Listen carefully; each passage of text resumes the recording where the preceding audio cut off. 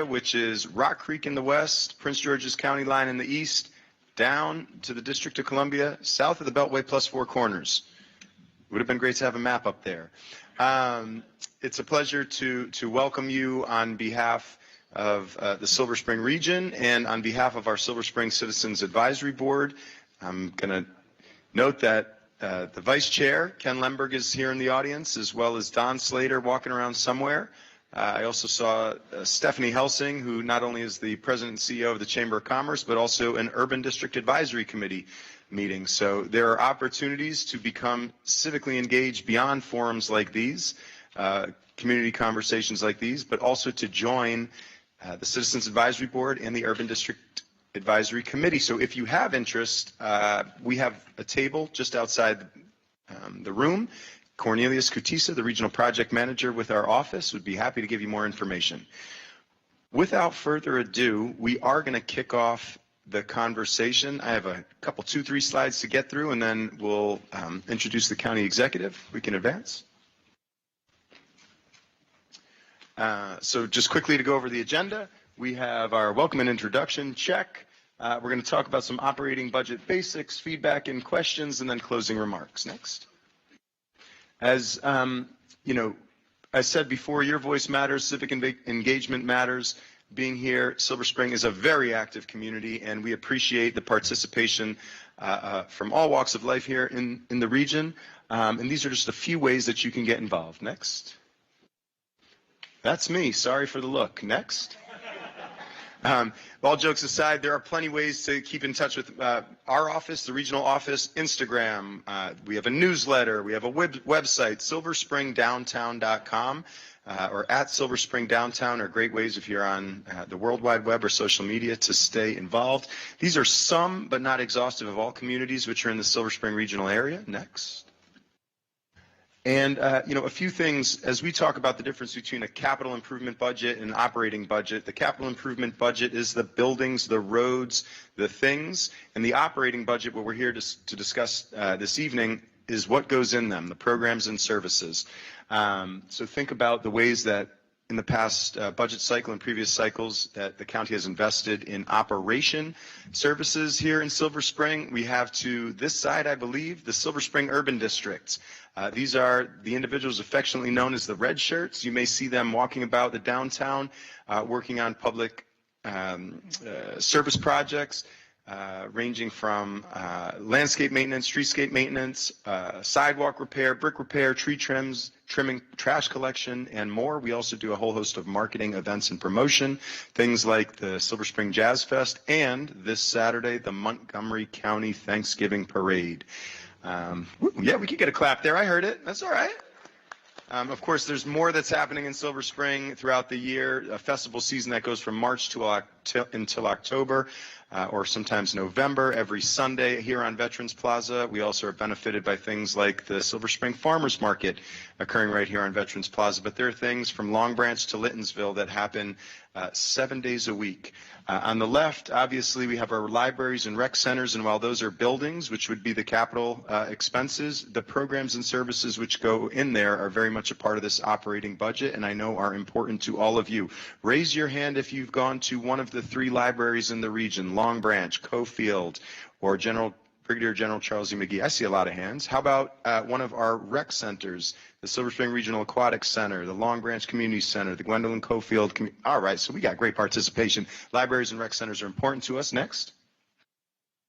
Obviously, ongoing investments in early childhood education. The county executive, among many things, is one of the things that he will talk about a bit this evening, and something that has been a hallmark of his administration. And on the other side, small business support from those mom and pop shops, wordplay, who might be their first foray via a food truck or another manner, to those who are longstanding institutions. The county is here to support businesses, and that happens in a myriad of ways. In the last 2, I believe, slides got changed a little bit, but food distribution and mobile clinics. Who knows where the Silver Spring Consolidated Hub is?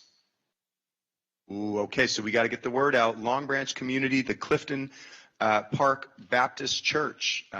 In COVID times, Consolidated food hubs and resource centers were stood up all around the county in each region, and Clifton Park Baptist Church is one place where food resources are located. Another place, and I see some familiar faces here tonight, located in Progress Place. How many people have heard of Shepherd's Table? All right, all right. Now there's the hands from the downtown community that we know.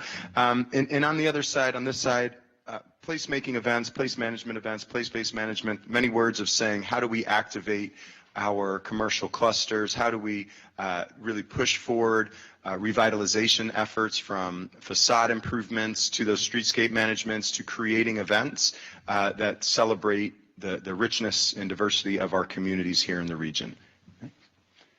And that's it. I get to say thank you, and here is the main event. It is my pleasure to welcome County Executive Mark Elrich.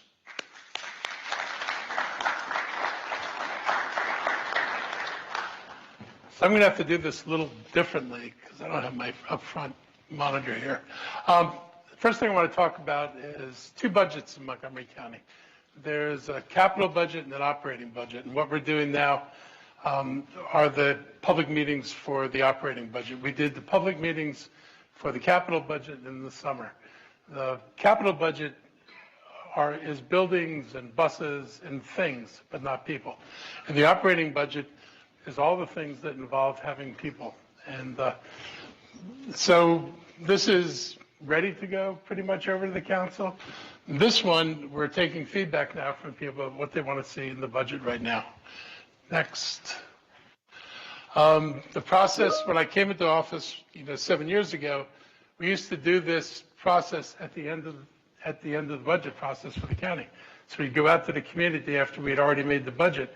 And so when I became county executive, we moved the public input to the front end of the process rather than the back end of the process. And between September and November, we do what we're doing now. This is my last of 12 of these meetings that I've done. And while I'm doing this, my staff departments are putting in their requests. And just so you know, because we have great uncertainty about what's going to happen in this fiscal year because of who's president and what we're dealing with, our departments have been given guidance to prepare for up to a 5% cut in budgets, which we do not want to do. We are hoping we don't go there, but we have to prepare for things we don't know are coming down the road, and we think there are some bad things coming down the road. Between November and January, the Office of Management and Budget, that's OMB, starts reviewing all this stuff, and between December and February, we review the requests of MCPS, the college, Maryland National Park and Planning Commission. All of these, well, MCPS and Maryland National Park and Planning Commission are not actually county agencies. They're independent. They have a school board for the school system and a superintendent. And so I cannot answer any meaningful questions about the school system because the county government has no control over the school system except to fund it. We don't have the ability to say, we don't like this program, take this program out of the budget. We want you to put this in the budget. We can't do those things. So that's not in the county government's role. For that, you want to talk to your school board members and the superintendent of schools. In April, and this is one of the things that's quirky about Maryland, the state doesn't finish its budget to April, which means we don't know how much money we're getting from the state until April, which is 3 months after we're in this process, and it's a month after we send the budget over to the council. So we have to then go back to the council and make adjustments based on what we think we're going to have or not have. And then the council does public hearings in April and May, and that's the end of this process. They'll vote on it, and it'll be done for the new year. Next. This is the population of Montgomery County. We have remarkably changed. We were in 1975, the county was 95% white, 4.5% black, and 0.5 everybody else. Today we are 15, almost 16% Asian. This number is closer to 20 now, 20%. Hispanic population is about 22%. Two more races is 5.1%, and the white population is about 38%. So we're a very different county than we were 50 years ago. And you can see the languages spoken in Montgomery County. There are actually well over 100 languages spoken in Montgomery County. Next.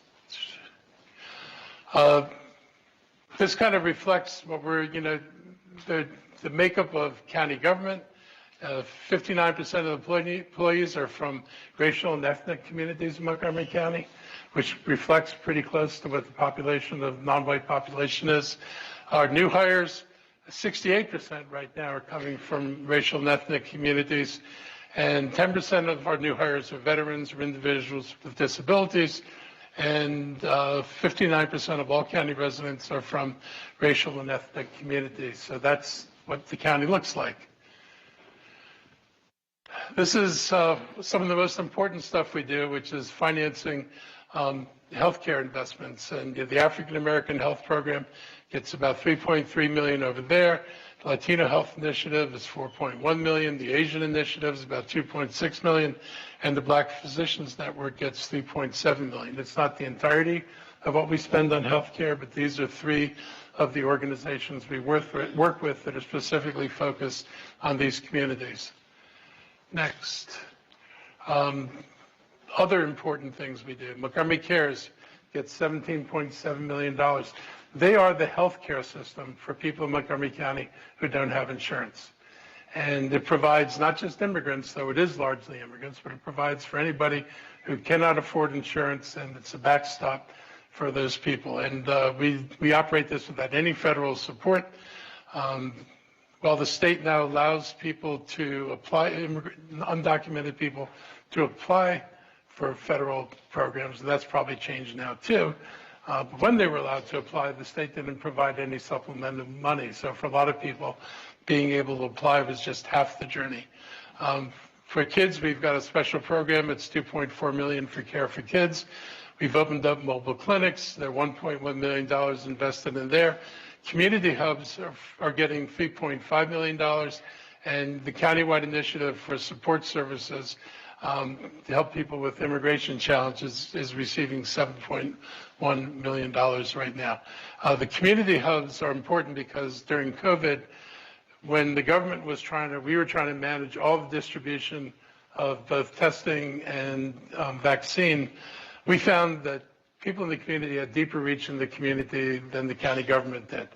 And people had more trust in some cases for community members that they could identify with than they did with government, whether it's the county government or any government. And the first hub sprung up in Germantown, and we thought it was a good model. We wound up with 7 hubs around the county. And when COVID diminished, I won't say went away, I decided I was going to keep the hubs as part of our ongoing model to give us an opportunity to reach deeper into the community. And we are very happy about it. And this here is a picture of our first mobile vehicle. It has a dentist's office in there with other stuff. So this helps us get care to people where they are. Not everybody comes to a clinic. By being able to go to apartment complexes, it gives us a deeper reach. Next. Okay, this is one of my priorities for special populations. We have a translations unit, and so we have staff that is able to translate most of the languages. We have a policy of everything going into the 7 most popular languages in the county. We have a system of community liaisons, so we have liaisons for many of the ethnic groups, for the religious community. They're a conduit for us. They help us get information from the people who they represent, and they help us bring messages back to their communities. We connect residents with legal support for deportation and unaccompanied minors, people dealing with those legal challenges. And the Gilchrist Immigration Resource Center, which is in locations in the East County, Wheaton, and Gaithersburg, provides support and referrals, helps people with English, helps people with citizenship prep. They do basic computer classes. We have done more for affordable housing than anybody has done. This is our spend on affordable housing. And I come into office right over here. And you can see where we were. And starting at FY19, we just started spending more and more money as it became available and put it into affordable housing, because developers aren't going to build affordable housing. The only housing they built that's affordable is when it's required of them. And if it's not required of them, they don't build it. And so we faced the choice of just saying we'll get what we get, or try to be more proactive and get more affordable housing in our community.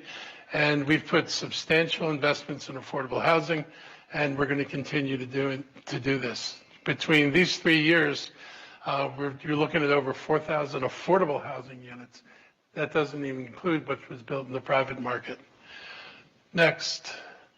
Health and Human Services. We've enhanced and expanded Montgomery Cares and Care for Kids. We continue to put more money in there. We still don't have enough money in there. Everything has to go through the budget, and I have to live within my existing resources, and you'll see a slide later on that gives you an idea of what the limits are on our resources. We've increased support for developmental disabilities and adult daycare providers. Folks who deal with adults in daycare, they don't get enough reimbursement from Medicare to pay the costs of the adult daycare services, so people don't often get those services. We provide a supplement to help support people getting those services. We've expanded our school health services through community schools, Bridges to Wellness, and in-school clinics. And we've expanded our support for people at the risk of experiencing homelessness by $39.2 million between FY19 and FY26. It's a substantial growth in money, but it's important that we have homeless people in this community. We need to get as many of them possible housed. And we need, a lot of these people, there's a song called There But for Fortune.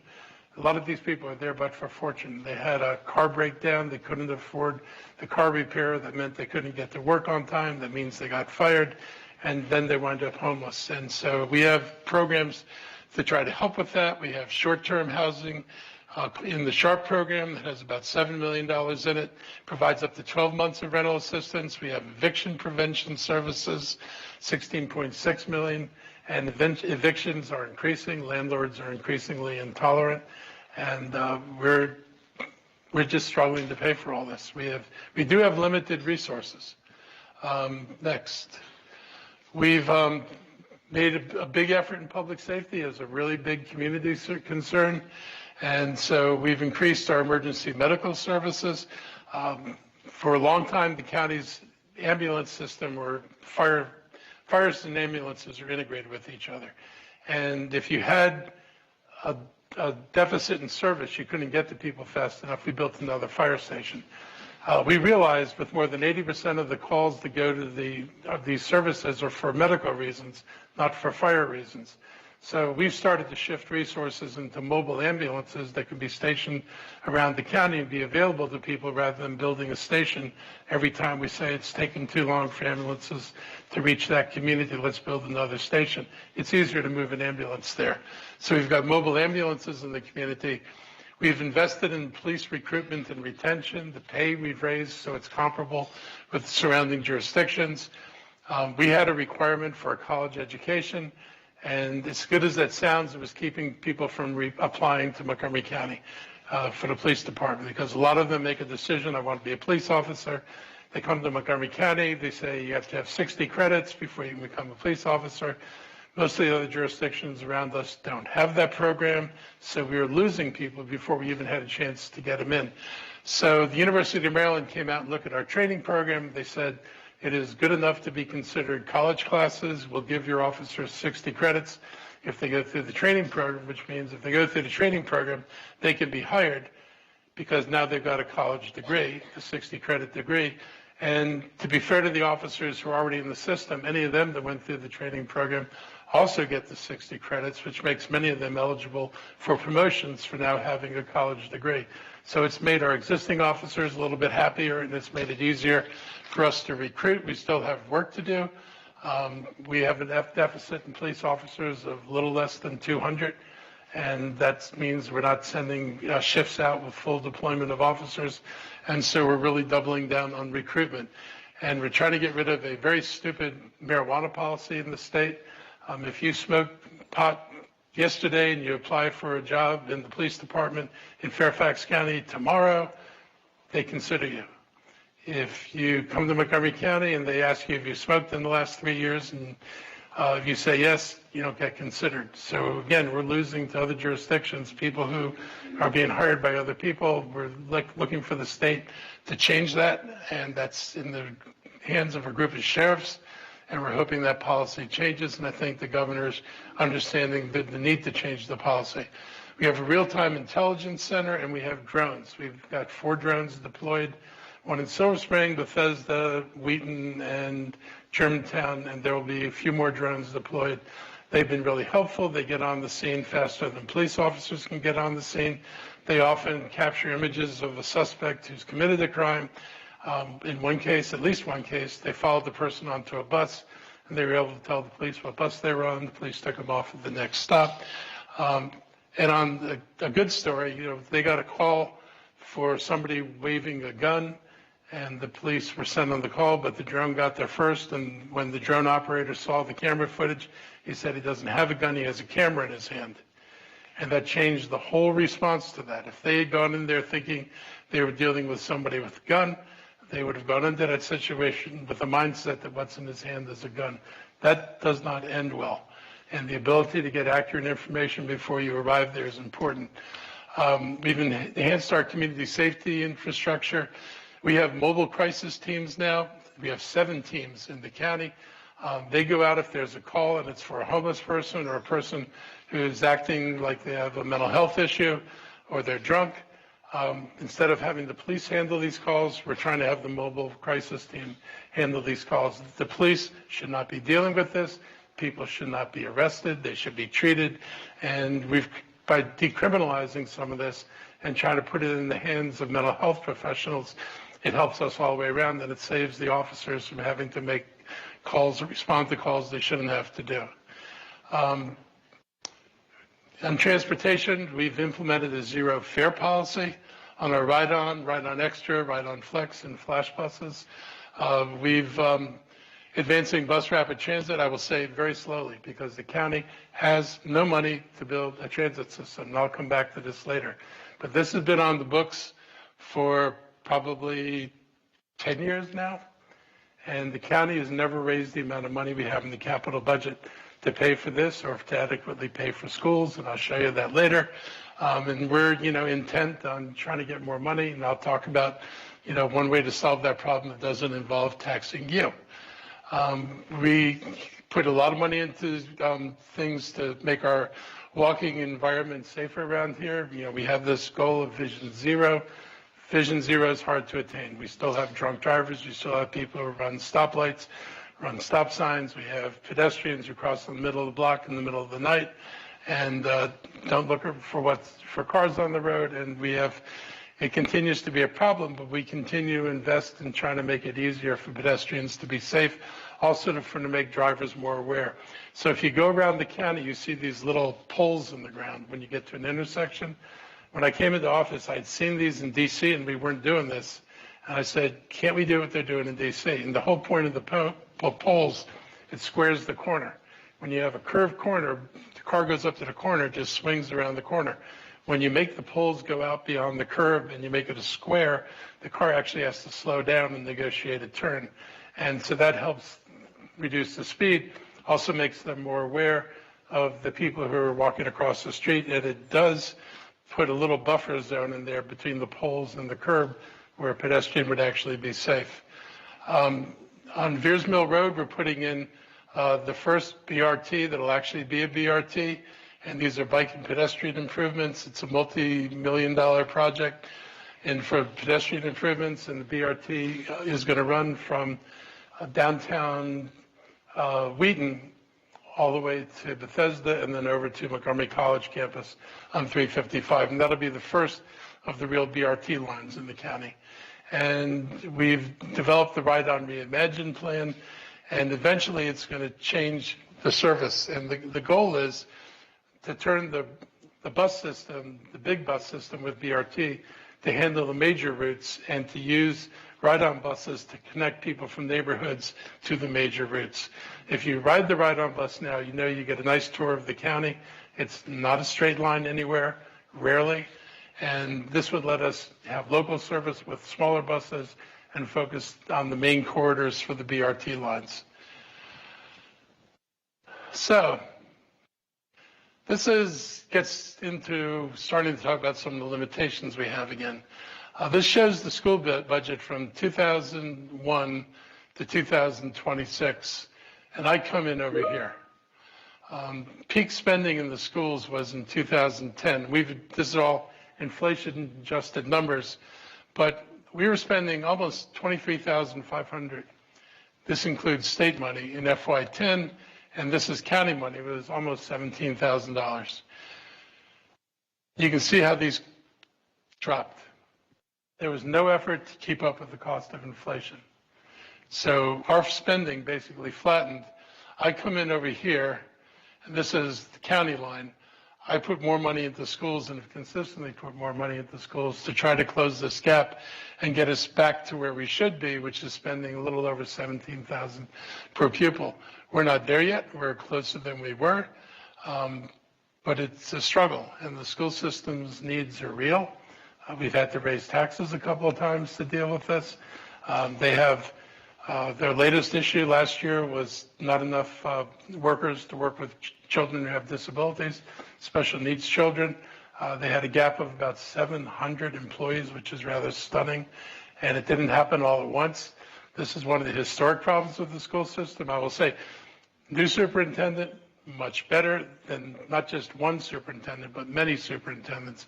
Much more honesty, much more forthcoming about the budget, also more forthcoming about the problems. And so we're discovering problems that were probably there all along that nobody was dealing with. And now we have to deal with them. But that gives you an idea of what we spend. We've invested not only record amounts in 3 years, we've added $210 million just in FY26 to this budget, but we've given them $1.8 billion for facilities in the budget that's planned for 25 to 30, and that's about to go up even more. On the school system, I think I mentioned this, I don't have anything to do with them in terms of sending them money. We don't have the ability to control things. We were able to convince them and tell them we would fund it. We wanted more social workers in schools, so we both got them to agree to that, and we provided the money for it. They work very much like Montgomery College Park and Planning and WSSC Water. They ask for money. We don't actually make their budget. We can't tell them what to do or not to do, but sometimes how much money you give them. But with the school system, unlike these folks, we have to give the school system an amount of money set by the state. And so we don't even have the leverage of not funding things we don't want to fund. We have a legal obligation to refund it at a certain level. Next. So this is the fiscal context. And this is an important slide for you to understand because this is the school system and Montgomery College. It's 54% of the budget. This is public safety, $808 million. So this is schools and public safety. This is the little bit of cash we put every year into the capital budget rather than bonding for that all. So this would otherwise be 30 million in bonds and wouldn't show up here. This is pensions and retirement benefits and health benefits for county employees, and that's a hefty $200 million. This is the debt service. Every time you build a school or you bond for a road or bond for buildings we build, like the library in Silver Spring, we go out and issue bonds. We pay off the bonds between 10 and 20 years, and that's the debt service we carry. And this is the rest of the budget. In this little piece of the budget is HHS, it's the libraries, it's recreation, it's the environment, it's public park and planning. I'm trying to think if there's anything else in there that I missed. Is that pretty much it, guys? It's pretty much everything everything you deal with as services is being paid for out of this part of the budget. So when someone says, why can't you spend $45 million more on something, which somebody asked me today, that's in this bucket, I'm kind of like, so whose $45 million do I take away? Because we're not taking money from there, we're not taking money out of the schools, and this is money I have no choice but to spend. So there's not a lot to do unless you're actually able to raise your resources in the county.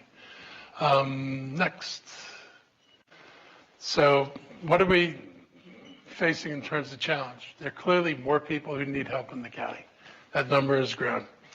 Schools cost more. We have less budget flexibility. All those constraints and how we're spending money, that little green area up there is a really tightly regulated area, and there's not a lot of room to go with that, to expand it. Inflation has been a problem, and the county has not increased spending to meet inflation, whether it's capital projects or, as you saw, in operating. Also, the council's been unwilling to raise enough money to keep many of our costs growing at the inflation rate. And that creates a challenge. I've recommended tax increases that weren't approved. I know nobody's a big fan of taxes, but I'm a big fan of having a decent civilization and having things that people need. And I don't think that a little bit on the tax rate is enough to deter us from doing things that would really benefit the community. And now we also have an uncertain job market. Mr. Trump is making a serious mess. We're anticipating when he gets to past January 30th, unless they wind up on continuing resolutions forever and ever and ever, but if when they get to January 30th, when he now has a real budget, we're expecting 10 to 20,000 federal job losses in the county. There'll be ripple effects in all of the nonprofits that support the federal government. Also coming possibly in January are the kind of raids you're seeing in Charlotte and Chicago. Up till this summer, the end of the summer, Maryland had very few ICE agents. We had a whopping 16 ICE agents for the whole state of Maryland. So they couldn't do very much with 16 ICE agents. They did some stuff, but they couldn't do what they're doing in these other jurisdictions. They are hiring up to 250 ICE agents for the state of Maryland, and that will change their ability to do things. I have no doubt, because Trump has really targeted Maryland. Governor Moore has probably been harder hit than any governor in terms of cuts that the federal government has done. Trump's attack on federal agencies is an attack on Montgomery County. And why you would destroy NIH is beyond me, whether you're a Democrat or Republican. The idea that you don't understand what NIH does and you would destroy it is mind-boggling, but that's what he's going to do, and that it's going to cost us jobs. We know that federal money is going to change. We're not going to get all the money we used to get. We've already seen reductions in some funding. His two latest threats with Head Start, it's if there's an undocumented kid in the Head Start program, then you lose your Head Start money. Head Start is the most important program we have in the school system to get kids ready to learn. If you've talked to teachers or the school system, they'll tell you they get a ton of kids who enter school at about the three-year-old level, not third grade level, three-year-old level, when they're supposed to be 5-year-olds. It is very difficult to catch them up if their first contact with learning is when they finally get to kindergarten. It is very difficult to make up that ground, and we wind up paying for it for the entire time that kid's in school. If we had early childhood education, and if we universalized it, which I would like them to do, these kids would enter kindergarten approximating grade level. And if they're in kindergarten and they have basic reading, writing skills, and they can function academically, their path forward is a whole lot easier. But if they're struggling in kindergarten, they're going to struggle in first and they're going to struggle in second grade. I was a former teacher. We are not miracle workers. We can do a lot of stuff, but it takes resources, and having kids that are better prepared is more likely to lead to success than dealing with kids who are not well prepared. So that's one of the problems. The other thing is we have a program to rehouse people. We want to get people off the street and into housing, permanent supportive housing. And the president's proposing cuts to that program. That would put about 500 families, 700 people out of their homes. And so our choice there, again, is do we take some of the money in our budget and we put it over there to avoid having 500 more homeless families, or do we just walk away from it? And my inclination is to try to find a way to pay for it, but finding a way to pay for it comes out of very limited options.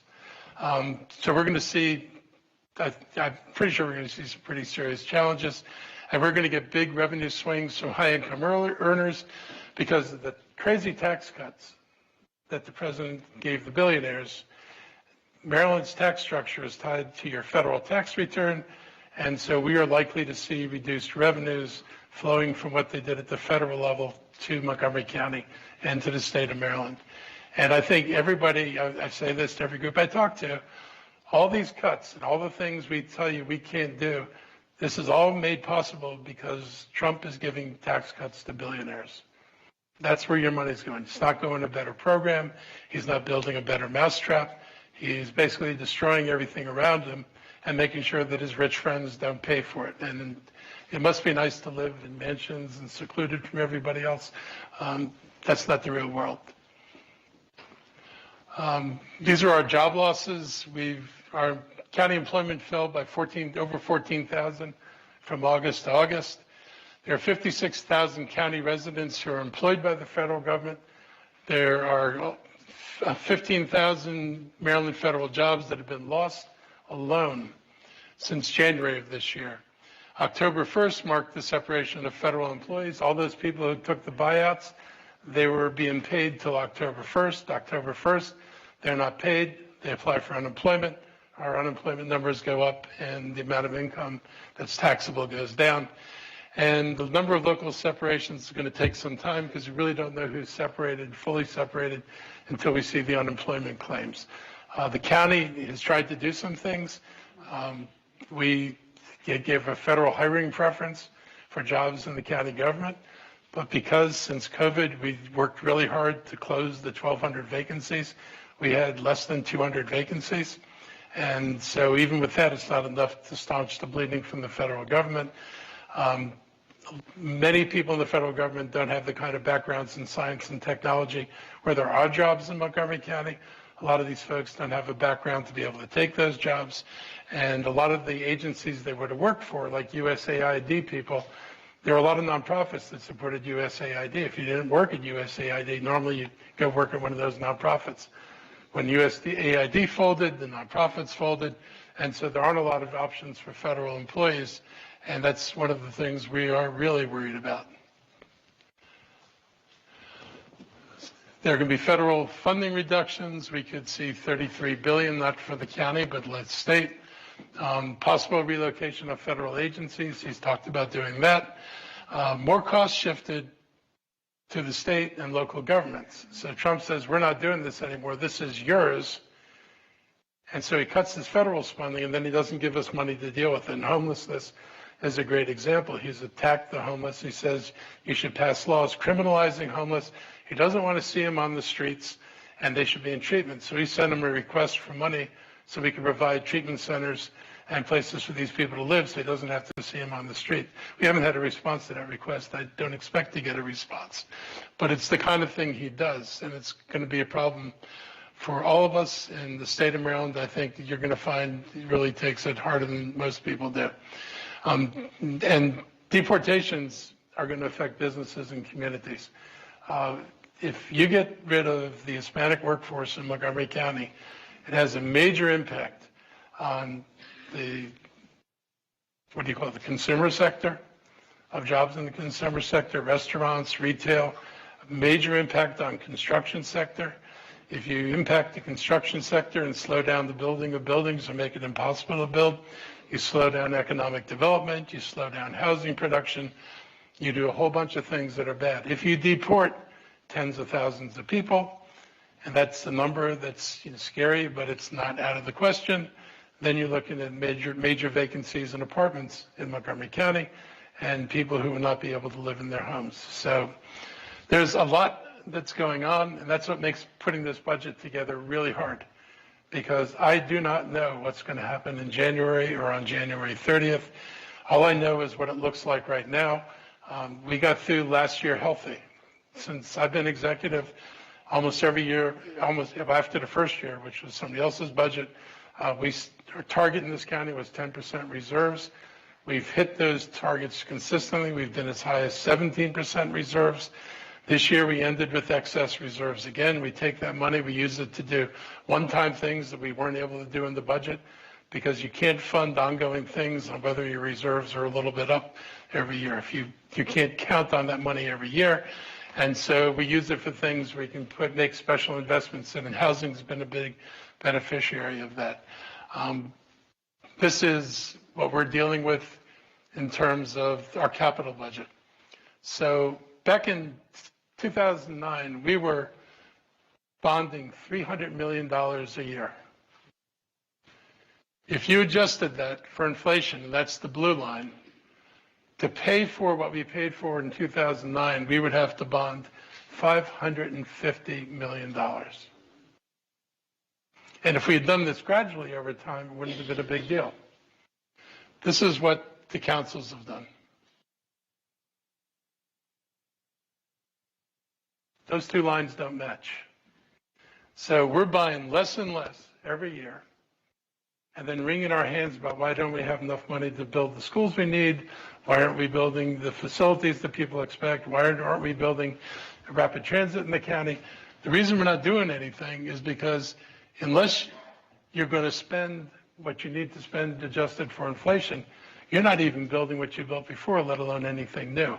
And this is probably the biggest challenge we face, because the people we can compete against across the river don't have this problem.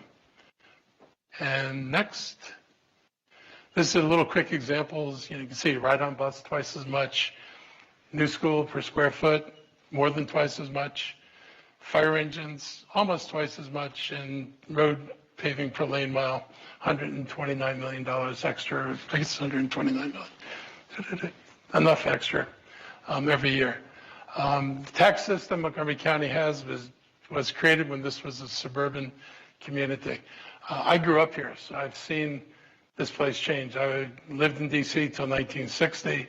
I moved here when I was 10, and I lived in Silver Spring. And Silver Spring was the extent of modern civilization in Montgomery County. There was no Wheaton Plaza. Bethesda was dinky. There were no shopping malls. Wheaton was the first shopping mall, and it's an outdoor mall. And Georgia Avenue is a two-lane road. After Wheaton, it goes down to just one lane in each direction instead of two lanes in each direction. We're a very different place, and we collected our money from residents' taxes, and we were a bedroom community for the District of Columbia. Many people left D.C. when D.C. integrated schools. D.C. integrated schools in about 1954. That's the beginning of white flight. White people come to Montgomery County. Why do they come to Montgomery County? Because the realtors advertised we're still segregated. And Montgomery County stayed segregated until 1967. We had covenants on almost all the property in Montgomery County, had covenants saying you can't rent or sell to a black or a Jew. And then sometimes they threw in Catholics, I think Serbians, and a few other groups occasionally. There was no consistency after the black and Jew part. But for those were the restrictions here. And so when people left D.C., they were told you can be safe in Montgomery County because we're not integrating. And that didn't last. And we became a very different county. But that was the original growth here, and it made more sense to come here than to go across the river to Virginia, because it was easier just to drive your car a little bit farther and not have to deal with 2 or 3 bridges that cross the Potomac. If you go back in time, the black population in Montgomery County was, right after the Civil War, was about 30%, a little bit more than 30%. By 1960, it dropped to about 3.5% or 4% of the population. Because when you can't buy land, then you can't rent anywhere. There's no place for your family to grow. And so people had to have their children basically leave the counties because they weren't going to be able to stay in this county and grow up because there wasn't going to be another home for them. You can only divide a farm up into so many pieces before the farm's not productive or it's not profitable. So we have a long legacy of pretty intense racism here. And it's really only changed in my lifetime. And that's, I saw it when I went to Montgomery Hills Junior High School, and we debated civil rights in 1962. And the pro side of the argument was that everybody should be equal and have rights, and the con side was that African Americans, and the kids used another word, represented an inferior species that was childlike and needed to be taken care of. And the fact you could say that in the classroom in Montgomery County, and nobody would say anything to you like, what are you talking about? That's what the people don't realize, what this environment was like and how we've traveled the distance to get where we are today. And that you really can't appreciate where you are until you have a sense of where you've been. Next. So Other people, like Fairfax County, do better than us. And this slide compares Montgomery County's taxes to all the major counties around us. So here we are, we're at $2.5, call it $3, and that's residential and commercial. Residential is gray bar, commercial is the orange bar. You go to Frederick County, if you go up there and buy a house, you're paying $1.11 for residential, and if you're a commercial property, you're paying $1.11 also. But if you go to Fairfax County, if you're residential, you're paying $1.15, so you're 13 cents higher than Montgomery County. But if you're commercial, you're paying $1.28, which is 26 cents higher than Montgomery County. Now, we don't have the chart here for Tyson's, but if you're in Tyson's Corner, you're paying about $1.50. So when someone tells you, why are all these people going to Tyson's Corner? Taxes are cheaper over there. No, they're not. They're paying much more to go to Tyson's Corner. The difference between us and Virginia is in this bar. This Preston also is the same tax structure. They're at $1.49 almost. They got permission from the state legislature to have special taxing districts for commercial property. And they tax commercial property higher than they tax residential property. The developers in Virginia asked for this because without infrastructure, they couldn't build Tyson's Corner. And this is when this all happens. It happens in the 2010 to 2012 timeline. So the developers go to the county government in Fairfax. They want to build infrastructure. The county government says, we don't have the means of doing it. They go to Richmond with a Republican legislature and a Republican governor and convince them to let the Northern Virginia counties tax commercial property at a higher rate than residential property, because they know if you try to tax residential property at the same rate as commercial, people are going to say no, which I'd expect you to do. And that's what they did over there. And so they got the right to tax commercial property higher.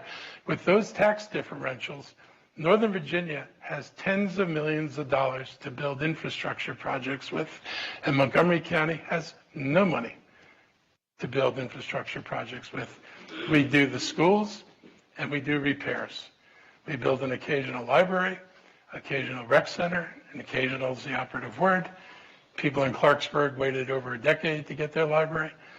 There are places still waiting for a rec center. We have not been able to keep up with capital needs in the county because we don't make the private sector pay.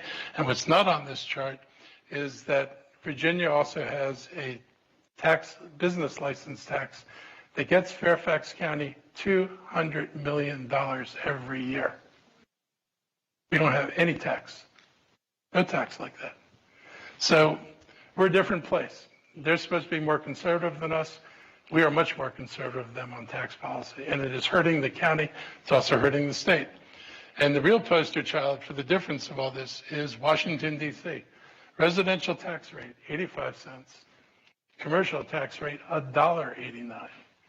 That's only if your property is worth more than $10 million, which is almost every building in D.C.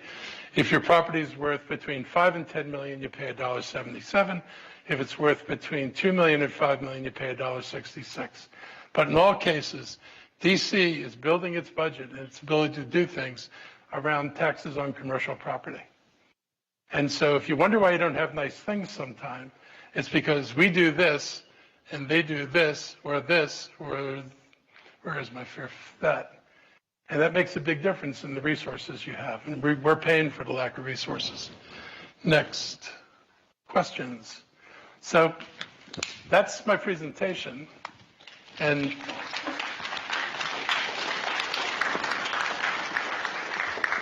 hopefully I haven't scared you to death. But I have to deal with this. My staff has to deal with it every day. Just so you know, we guys from my staff stand up in here, or wave your hand if you're already standing so they know who you are. See back in the room there.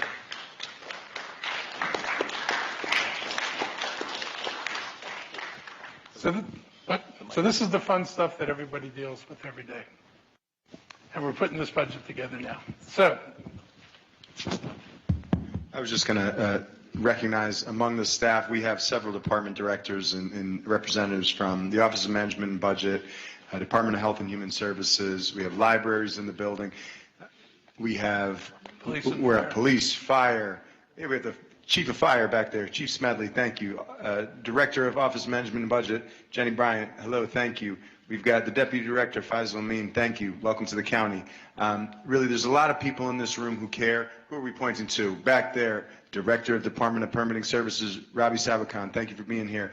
PIO, a big shout out to PIO and Office Management and Budget for putting 12 of these together this year, unprecedented. There's a lot of hard work that goes into it.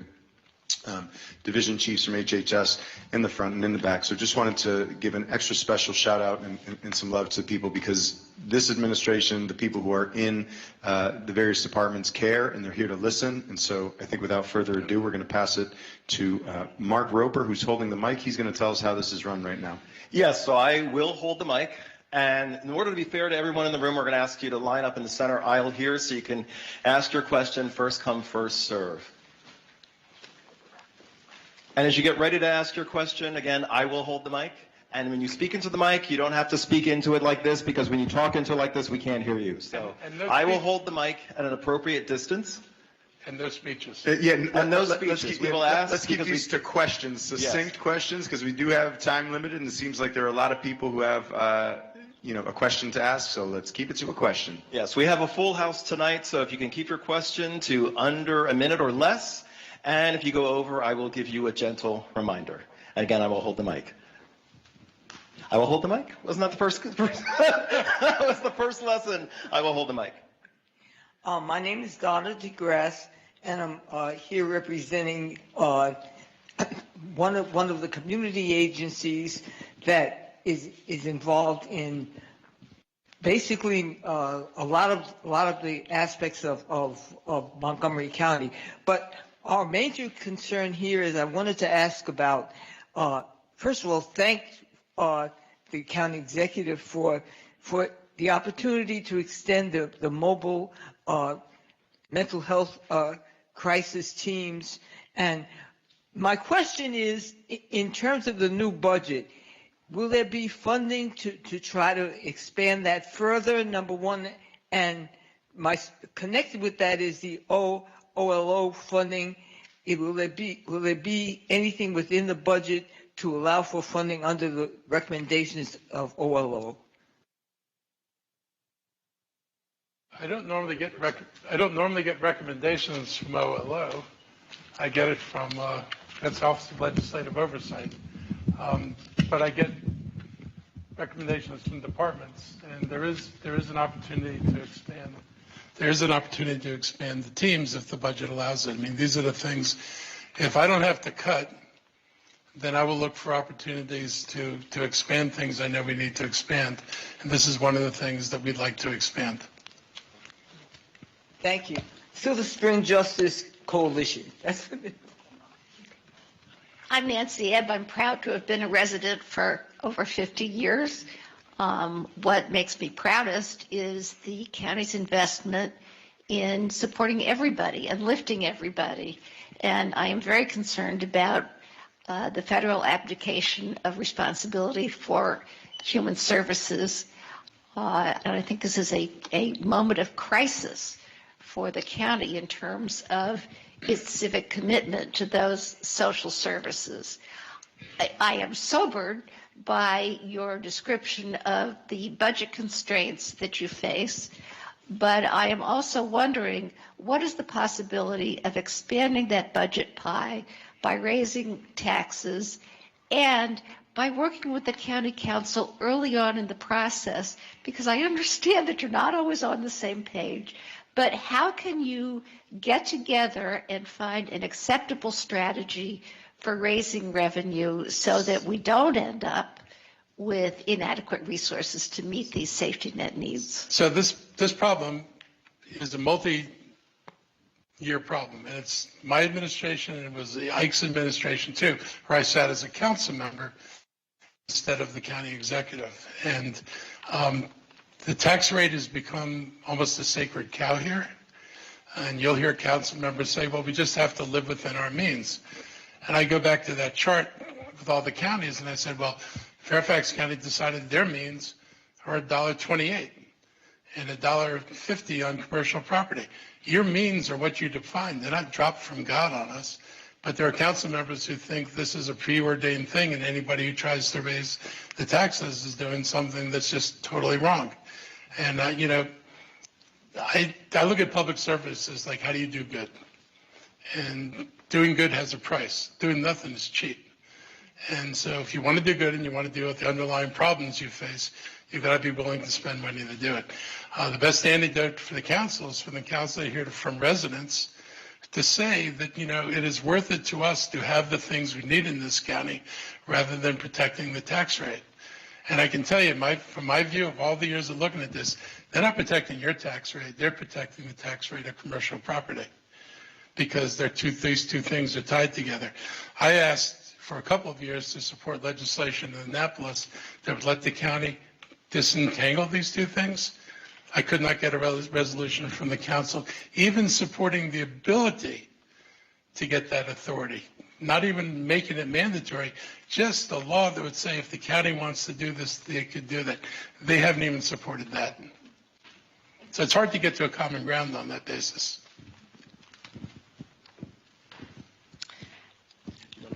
Okay, don't hold it. Okay. Hi, my name is River Mansouri, and I've been a resident of Silver Spring for almost 30 years. And I'm also a volunteer at the brand new Moco Pride Center, which is Montgomery County's first LGBTQ plus resource center. And I would like to know how much the operating budget is going to allocate for the Pride Center. I don't know what that's going to be right now. We just stood the thing up. And so we're just now considering requests. But it's going to stay funded. I can assure you of that. We didn't go through the trouble of standing it up just to shut it down 6 months later. That'd be silly. Thank you very much. Okay. Hi, you probably already know what I'm here about. This is the fourth time I've showed up, and I know we're starting to get annoying, even though we need your support, but it's very important to us.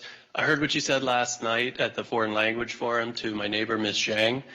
3 weeks ago, Rich Madaleno held the Spanish language forum, and my neighbor, Guatemalan-American fellow Alex Rising, showed up and asked about the issue, and Mr. Madaleno said that an announcement on the road closure was imminent. 2 weeks ago, one of the 8th graders who lives on our block went to the MCPS Educators Forum, asked about the road closure. Mr. Madaleno said that the county executive had just returned from Asia in the trade mission, but now that he's back and an announcement would be imminent, reiterated the county executive's support for the master plan. It's not wavered. So I can answer your question.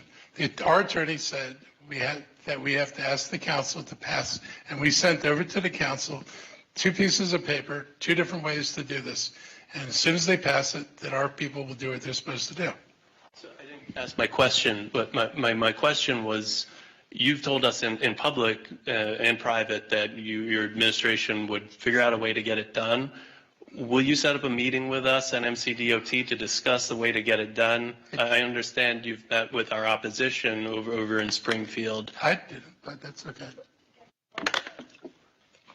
The master plan in Westbard calls for a road that has been a cut-through street to be closed off once the road is realigned.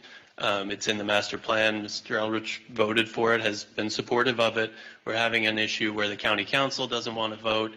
The executive branch doesn't want to move forward without the county action. We're kind of stuck between 2 branches of government. We're just asking for a meeting to figure out the way to move forward. Well, let's see how they respond to the letter, because we gave them 2 different ways of doing this.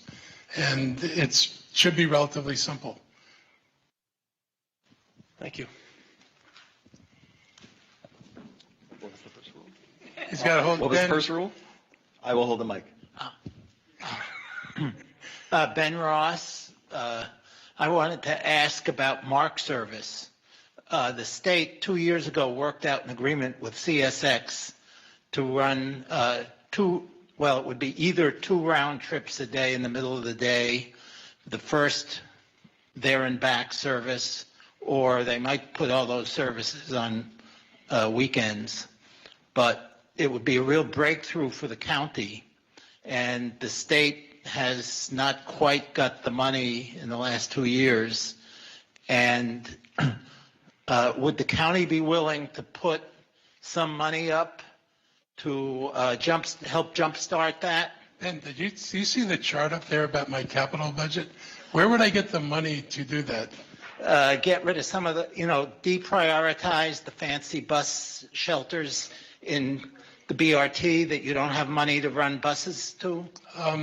We're not building very expensive fancy bus shelters now. Look, we talked about this at WMATA yesterday because the issue came up, why the other side of the state, but not over here. And the state does not have the resources, and I don't think we've got the resources to do that. And if I had the money, I mean, we've been hit with, I think the stupid entrance to the Purple Line in Bethesda is now like $80 million for something they told us was going to be less than $20 million. And the state is telling us we have to pay for that. So I got a long list of things I have to pay for, and we got to figure out what to do. So I'd love to open up, Mark. I'd love the state to give us a hand to do it. I think the real solution is to get the track built that people have talked about, so you could run bidirectional service all day long, which is what would actually make a real difference. But this would be so marginal to get a couple of trips a day for what it would cost, the millions of dollars it would cost. I don't think that'd be a good use of resources right now. But I don't disagree with you. Good evening. My name is Mike Larkin. I live in Silver Spring, and I'm also a board member of the Action Committee for Transit. My comment question is about bus service right now. I know, as you said in your presentation, the Bus Rapid Transit Project, it's a lot of capital expense. It's taking a long time, and I know you were a champion of it when you were on the council over a decade ago. So my question is, while we're waiting to implement this program, we know there's demand now in those routes.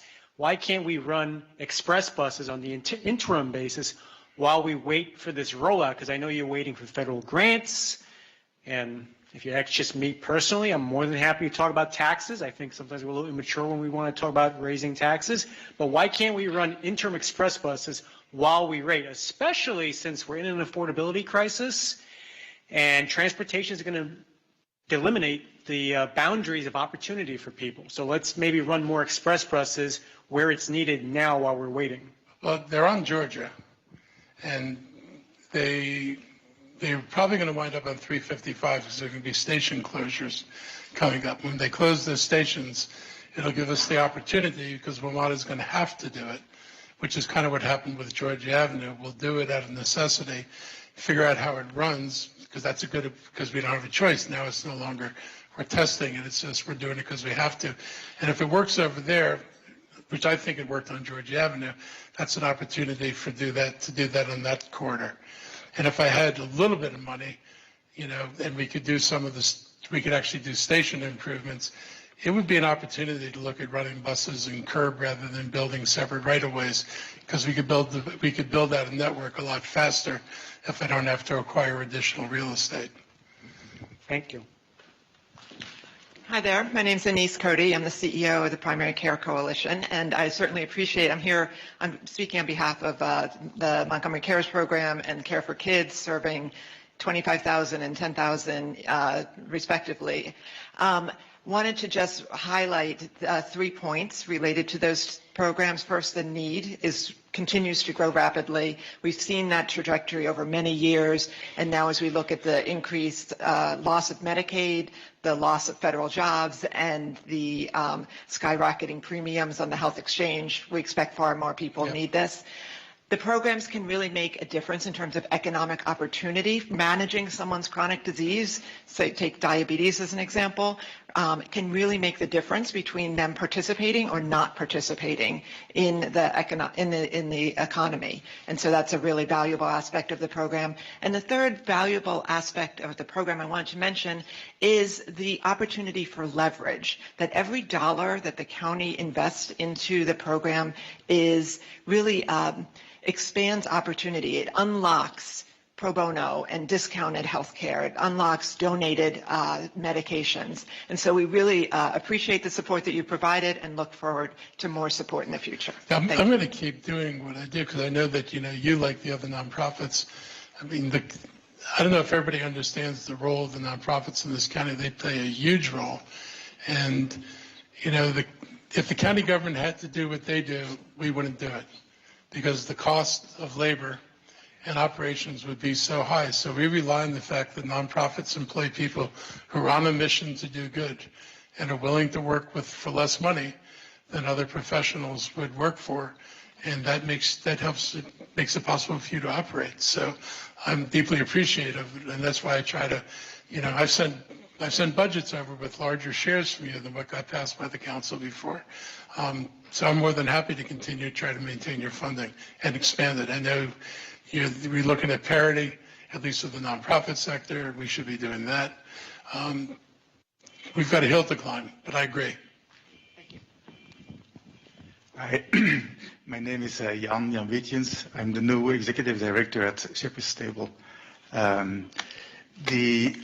We have seen over the last several weeks an increase, 15 to 20% of people coming for food 3 times per day.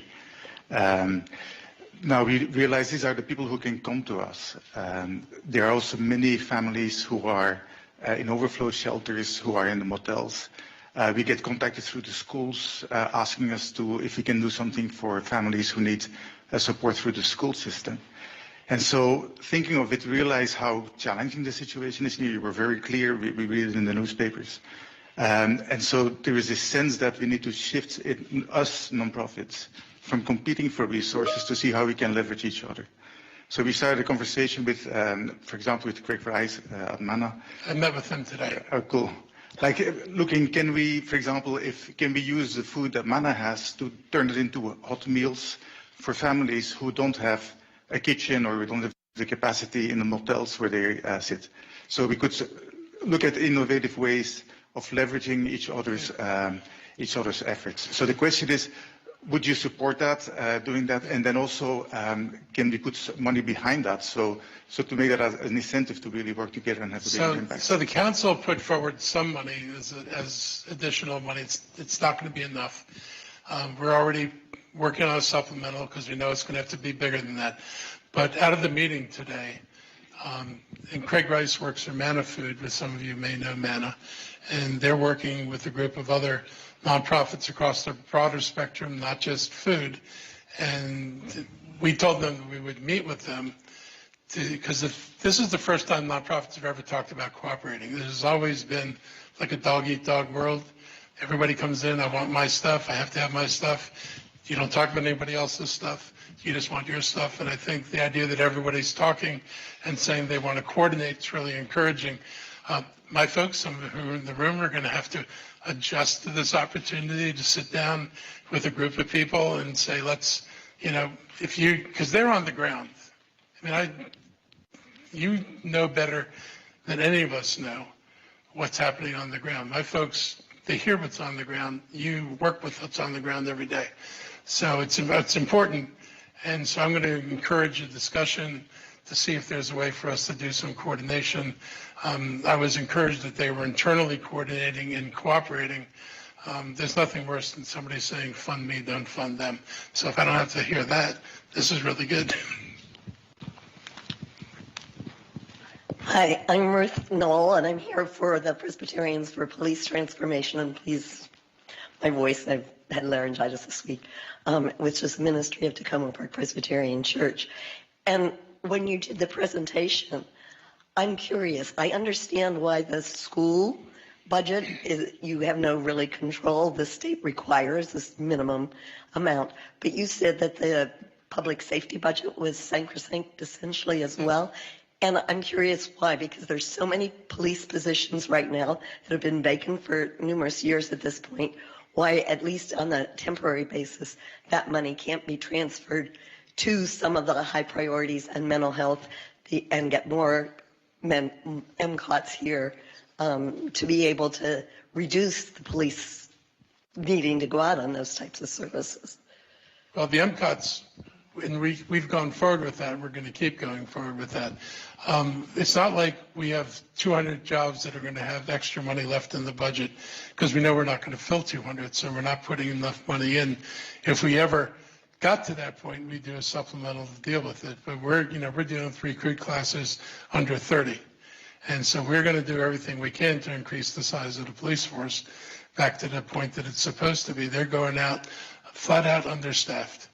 People are going out with one person, they're supposed to, I went out on a ride along where staffing was supposed to be 14, minimum was I think 10 or 12, and they were out with 9 people. They need to get the people they need in place to do the job they need to do. And the MCOTs hopefully will take some of the load off and make it less crazy. But there's no money really to pull out of that into something else. I mean, if those folks show up, we're hiring them. Hi, my name's Christine Baker. I'm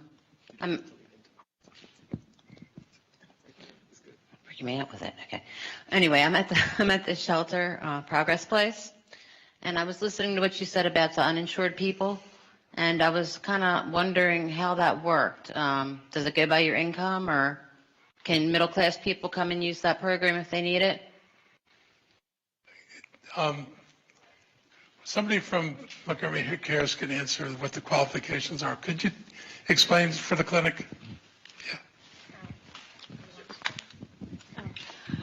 So yes, it is. You have to be a resident of Montgomery, live in Montgomery County for adults over the age of 18, and you have to meet the federal you have to be 250% of the federal poverty level or below.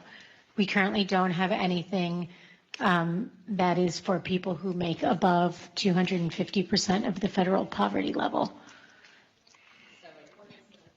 I can look it up, but essentially there's a chart that tells you what the poverty level is based on the number of people within your household.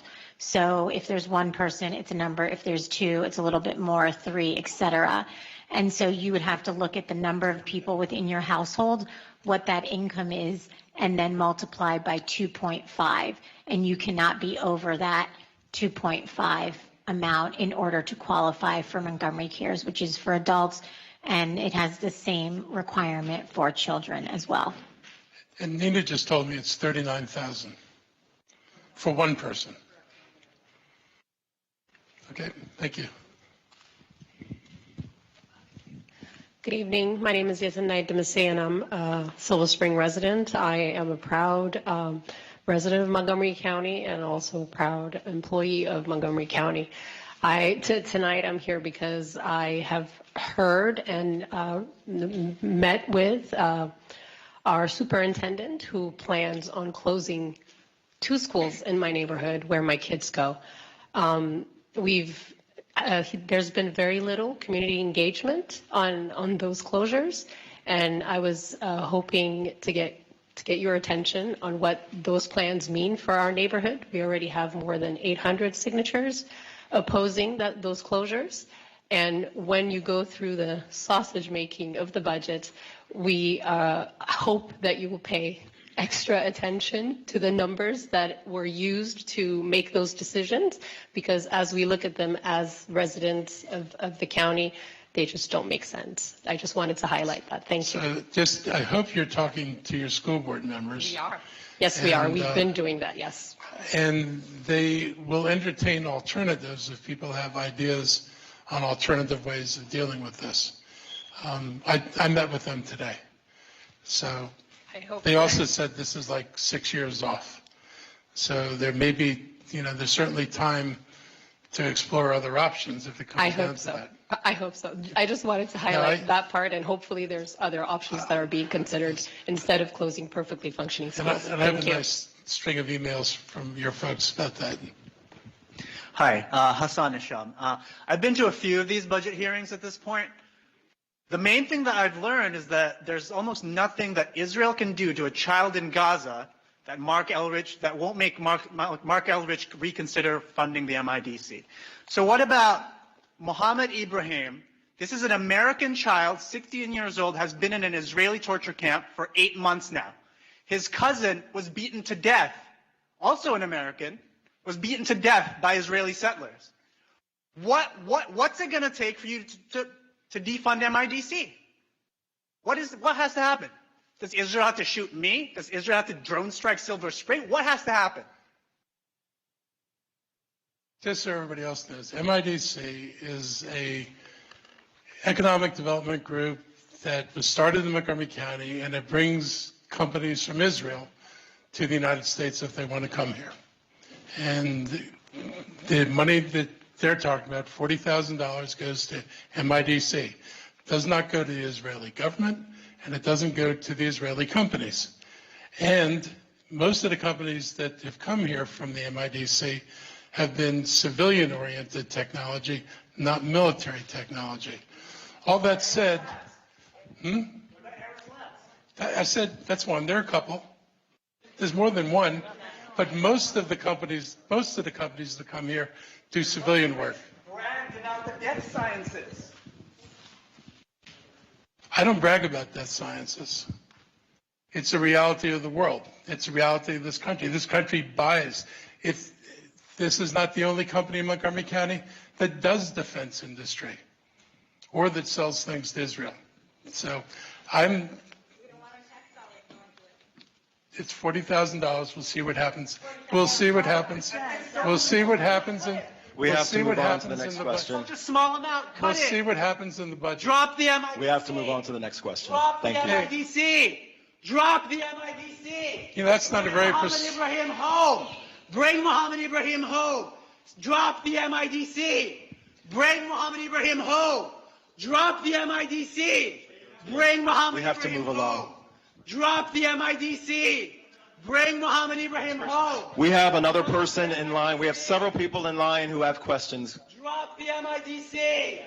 In fairness to the other people in the room, we have several other people who have questions, okay? Bring this American child home. Bring this American child home. Why are we paying for this? Why? You're not. Why? We are paying for it. It's $40,000 every year. Not even to Israel. Not. Why? Excuse me. Why? We have several other people in the room we still have questions to get to. Murder Mark keeps funding the MIDC. He supports the death of American children. I mean, please keep your question to a minute. Okay. Last night at the state priorities hearing, you said you opposed 287 local collaborations with ICE because they harm immigrant communities. As you've just heard, you fund the Maryland Israel Development Center that brings companies, including Contrap and Raphael, into Montgomery County, which are the Israeli government. So here's the contradiction. A few months ago, the MIDC brought Eris Labs to Pike and Rose. It's an Israeli company founded by a former Palantir employee, and they scrape social media to be used against immigrants, journalists, students, and activists. They want to sell it to ICE. Your question, please. Isn't that a contradiction in our values, our budget priorities, and your statement that you don't want to harm immigrants? We don't pay Palantir, and we didn't pay this company, and this company could have come here if there was no MIDC. The county has no policy against military companies that want to locate in Montgomery County. It's just what we don't, and nor does the state. And so with or without MIDC, if people want to come here, they're able to come here. Unless somebody adopts a policy saying no military companies, which would mean getting rid of companies that are already here that are totally American-owned, that's going to be a non-starter. I'm not happy with what the situation is. But I'm funding this group. They've been funded long before I got here. We'll see what happens in the budget. Hi, good evening, everyone. I'm here on behalf of the Caribbean American Advisory Group, and we've worked in tandem with the Latin American Advisory Group and the African American Advisory Group, but each year we keep presenting our budget and the needs specifically for the Caribbean community, and they keep kind of getting overlooked a bit and keep getting merged with the issues and the things needed for the African American Advisory Group and the Latin American Advisory Group. And when they get their grants, then they have their programs and they say that immigrants can use them from the Caribbean community, but when we go on their websites, the websites are in Spanish and English, And a lot of people from the Caribbean communities, they speak other languages. Your question, please. So my question is, can we please make sure that the Caribbean American Advisory Group gets a few things funded and on the budget this year versus just being piled in with the African American Advisory Group and the Latin American Advisory Group? Thank you. I will ask my folks to look at, I mean, are you saying that they have programs, but they don't have them for you? Were you supposed to get that last year? Yes. So basically, they come to us and they get all of the data and stuff so that they get approved for the grant. But then when the grant is fulfilled, the Caribbean community is not given access to it. Okay. It's more funded towards the other two. So if I understand this right, you provided data to them to submit an application for support. I can have my folks look at this. I Thank just you. relay that to. Okay. How you doing? My name is Thomas Gibson. You may remember I am a resident at the Neville Street Emergency Men's Shelter, also here with Montgomery Housing Justice Montgomery, excuse me. As of yesterday, I filed a suit against Donald Trump and the Secretary of HUD, Scott Turner, to stop the cuts that will unhouse 800 Montgomery County residents, 170,000 people nationwide, and to challenge the executive order that the cuts are based upon. I have included your letter to Angela Also Brooks in my exhibits. Cool. I do need to show that these cuts will adversely affect me individually. Are you willing to write a similar letter just stating the nature of the cuts and that they will affect me Yeah, individually? I mean, you need standing, right? Absolutely. I can help with that. Thank you. And just in case, if I'm not able to get a temporary restraining order or a preliminary injunction to stop the cuts before they come into effect, will you commit to preserving current CEF funding levels? We're trying. I think you've heard where we were with the budget. I think it's $7 million, right? So we're going to, is there a 0.5 on that too? 7.5, yeah. So, 7.7. you know, I don't want to lose the program. And I'm loath to put people out on the streets, so we're going to have to find some kind of a solution to this. But you can talk with you. And Christine's here. Yay. So you can talk with Christine and get your information, and we can write a letter. Absolutely. That would be excellent. That'll get you standing, right? Yes, sir. Okay. Thank you. Good evening, everyone. My name is Maida Gray, and I am here as an MCPS Community School representative. I'm also representing the Children's Opportunity Alliance. The school in which I am a community school liaison is East Silver Spring Elementary School.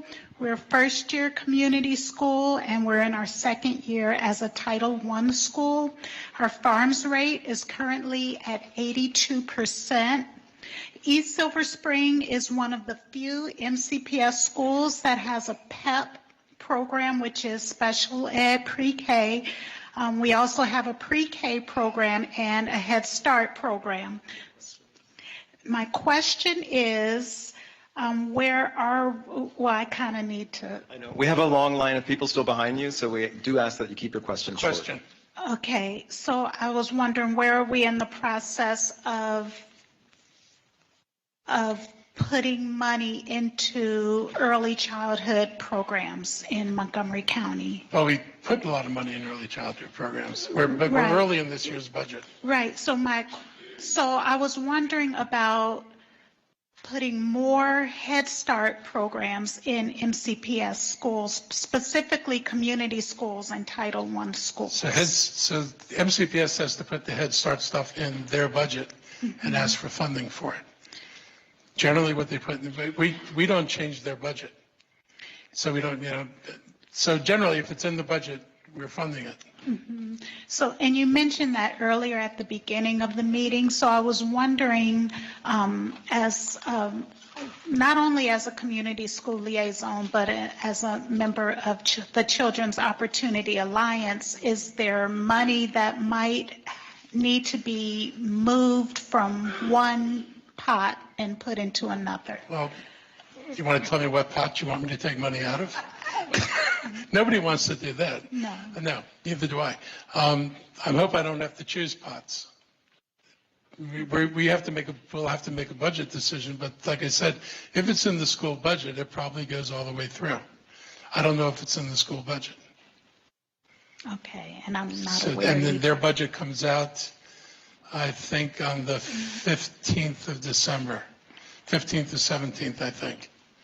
Okay. And then you'll have a better, but you should really be pushing on your Board of Education member to make sure the funding's in there for that.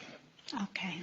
Thank And you. just so you know, I've been pushing on the state to prioritize the early childhood stuff as well as the 0 to 2 stuff, which is often left out. And, I've been pretty blunt with the state. If I had a priority in education and I had limited funds, that's where I'd put it in the blueprint. I would start with making sure we did early childhood because it's the most important thing Yeah, that we and do. It is one of the pillars, so in the blueprint. So thank you.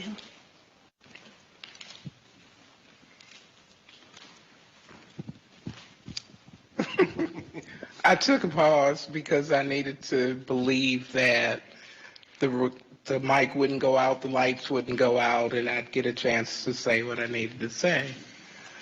In 2001, I was evicted from a home in Montgomery County. It led to a number of things.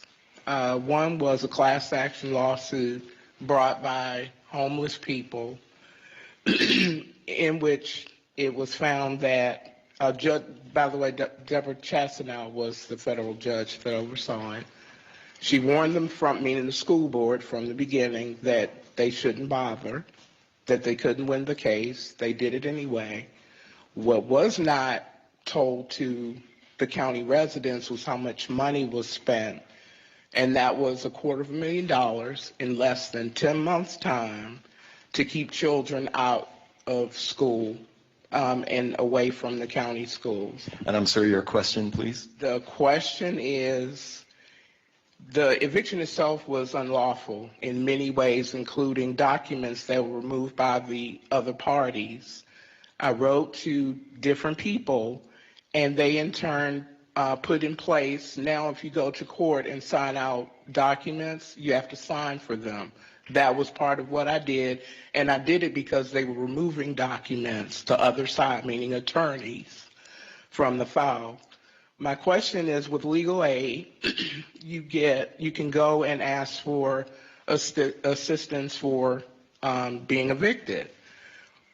But it stops there, meaning that it only goes but so far as to what areas of an eviction can be followed. Oh, we don't do that. You need this kind of attorney.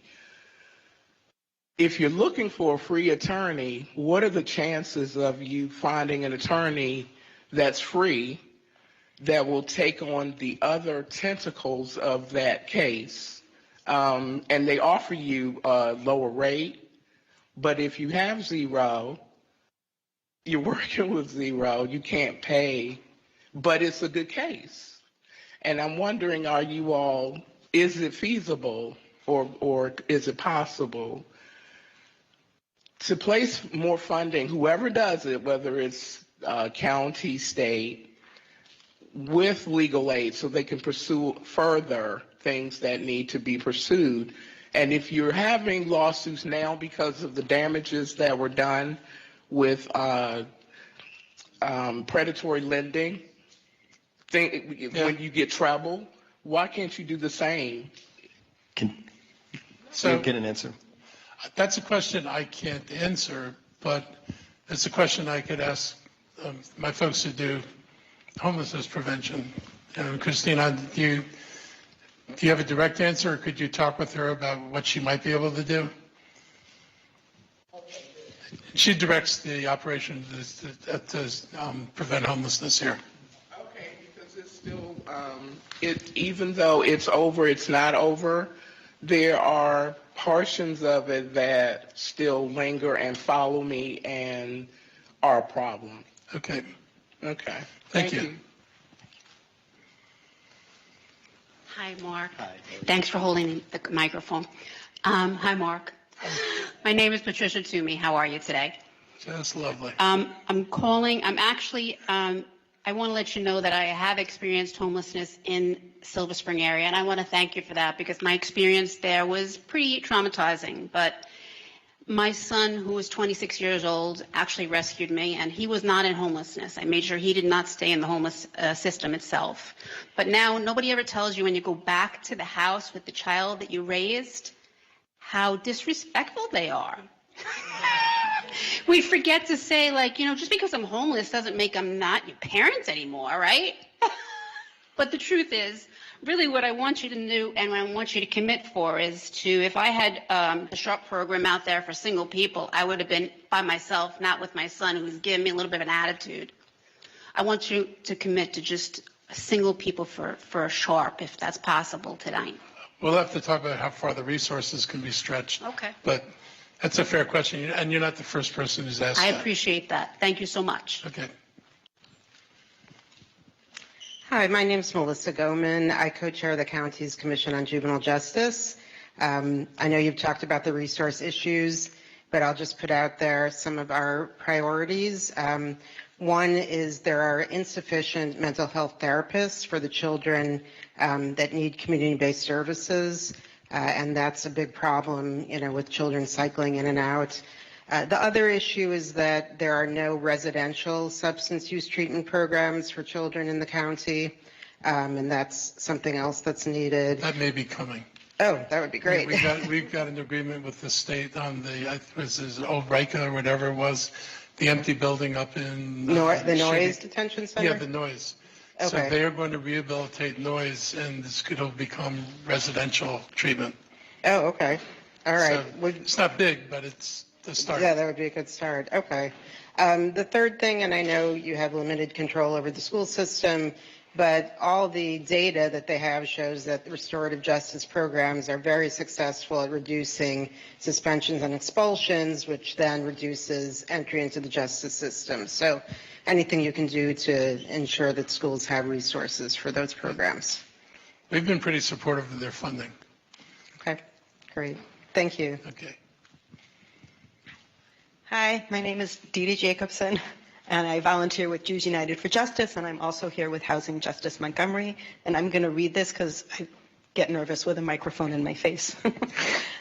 Right now, disability retrofitting of homes is only accessible to homeowners, and last year, Housing Justice Montgomery spoke with you about including $150,000 in the budget to expand retrofitting specifically for renters in multifamily housing units. And you agreed that that was an important thing to do. So can you commit to adding a funding stream specifically for renters with disabilities who need their homes retrofitted? Who does the money go to? The money is really to get people to help them get through the red tape to get the grants for the funding to have their homes retrofitted. I can get people in my department to talk to you about that. Wonderful. And how much do you need for $150,000. to help people get through the red tape? Mm-hmm. When I think Housing Justice Montgomery is planning to have a meeting with you soon, and they can give you more details about it. Okay, fair enough. Thank you. Hi, I'm Jessica Landman, and I am a member of the Tacoma Park City Council. There's three things I wanted to talk to you about tonight. The first is to thank you for the way that you have been a loyal proponent of tax duplication support for the municipalities and in the county, and to ask you to hang tough on supporting that money that helps municipalities get reimbursed for the services that they provide to their residents, because we're hard up for money this year, and we'll need it again. I sat where you sat, what, 20 years ago? You felt our pain, and we're still feeling it. I used to tell the cities to sue the county. So, save us the trouble. And so yes, I don't want to sue. I don't want you to sue me, and I want to solve the problem. Excellent. The second thing I wanted to ask you for your support for is that the city of Tacoma Park is partnering with the county right now in a program on supporting a pilot on mental health counselors to be able to send them out and replace police in those mental health crises. And we want to continue that pilot when our ARPA funds run out, and we're counting on continuing that in the next fiscal year. So we hope we can count on the You do have to get a request into the budget process. process. Okay. We want to ask you, make sure that those funds flow so that we can carry Okay. that into the next fiscal year. Thanks. And the last thing I want to ask is that little tiny school, Piney Branch, gets to keep its pool when the CIP budget winds up on your desk. I will not take, if the pool is in the budget, I am not taking it out. Excellent. Thank you very much.